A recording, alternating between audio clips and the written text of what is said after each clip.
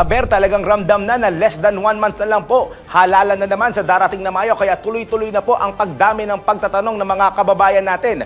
Tulad po nito dating COA Commissioner na si Heidi Mendoza handa na sa pagkasenador matapos ang ilang taong pagsisilbi bilang public servant.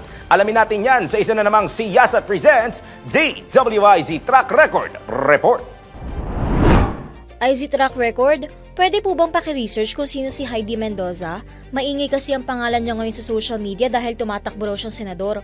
Pero may track record na ba siya bago pa ang darating na eleksyon?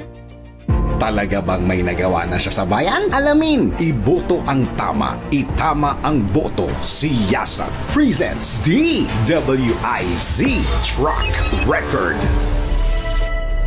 Ayon sa aming patuloy na pagsisiyasat, napag-alaman na si Heidi Mendoza ay isang certified public accountant na nagsimula bilang auditing aide 2 sa Commission on Audit bago siya naging State Auditor 4, Chief of Value for Money Audit Division hanggang sa hirangin ito bilang COA Commissioner noong 2011 hanggang 2015. Matapos nito ay hinirang naman siya bilang Undersecretary General ng UN Office of Internal Oversight Services ni UN Secretary General Ban Ki-moon noong 2015 hanggang 2019.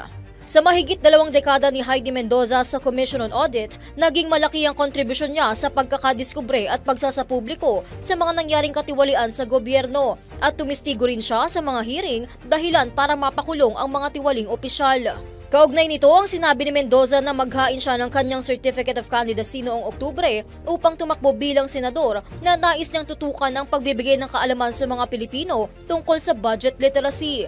Higit pa at nagmumula ito sa taong bayan. Dagdag pa niya, isa sa mga nagtulak sa kanya na pasukin ng Senado ay ang mga Pilipinong patuloy pa ring umaasa na makakita ng magandang pagbabago sa bansa. Anya pa, sa 27 taon na pagsisilbi niya bilang isang public servant ay napatunayan niya na handa siya sa papasuking posisyon at magbibigay ng matapat na serbisyo sa mga Pilipino. At iyan ang track record ni Heidi Mendoza. Para sa Siyasat Presents DWIZ Track Record, ako si Gia Rafael, nagbabalita ng tama, naglilingkod ng tama. Ngayong alam mo na gawa na ng listahan ng iboboto mo. Iboto ang tama, itama ang boto. Siyasat presents DWIZ Track Record. I-message mo na kami sa aming Facebook, TikTok or YouTube kung kaninong track record ang gusto mong ipacheck.